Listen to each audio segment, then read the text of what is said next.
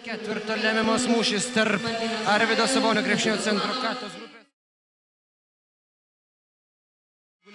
Ir per sužaistas keletą atkrintamųjų rungtynių. Perima kamuolį Saboniukai. Jalikėnas su kamuoliu. Vienas savo komandos lyderių ieško Zdanavičius. Zdanavičius ten atrandamas, tačiau jo metimas rungtynės ir ne savo norių. Švambaris. Perdamas komandos draugų, tačiau įvairiose klubuose iškovos dar ne vieną skambesnę pergalę. Saboniukai kovoja po krepšį po netaiklaus tolimo komandos draugų metimo ir kasgi su kamuoliu ir toliau laikinosios sostinės krepšininkai. 1 minutė ir 10 sekundžių iki antrojo kėlinio pabaigos. Čia ginčas ir pagal kamuolio kontrolę. Šio ketvirčio metu Žemaitis atkovoja kamuolį po netaiklaus komandos draugo metimo, tačiau viskas greitai keičiasi ir Zubkauskas. Mes jau prisižiūrėjome. Zubkauskas, jo perdavimą Švambariui. Švambaris atakuoja iš tolėliau, tačiau jis ataka. Zubkauskas šiek tiek sudvejoja ir krepšininkų žvilgsnių.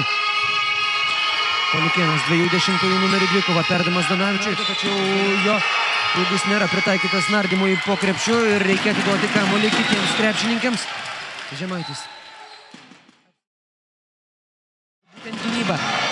Gynyba šiandieną yra tas faktorius, kuriuo žaidžia Dalius Lubys ir kuriuo kol kas sėkmingai sugeba duoti skaudžių pamokų varžovams ir puolime. Tos pamokos baigėsi 25 taškais. Zdanavičius sėdasi ant suoliuko, vietojo aikštelėje pasirodo 15 numeris Mantas Stalnionis.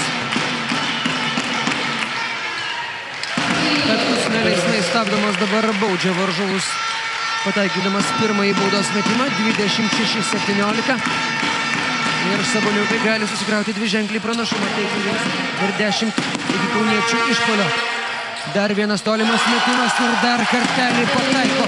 Šį kartą metimo autorius Juozas Petkus. Yra įmetęs Mintautas Bulanovas, 3 Rokas Žuklevičius ir 3 Nikita Balabanas. Čia 2 taškus prideda Juozas Petkus ir vėl atstato dviženklį rezultatą. Koks įtemptas ir koks intriguojantis šis ketvirtasis rungtynių kėlinys. Petkus su kamuoliu atranda laisvą ir mažytį plyšelį ir iš karto tuo pasinaudojęs pelno 2 taškus.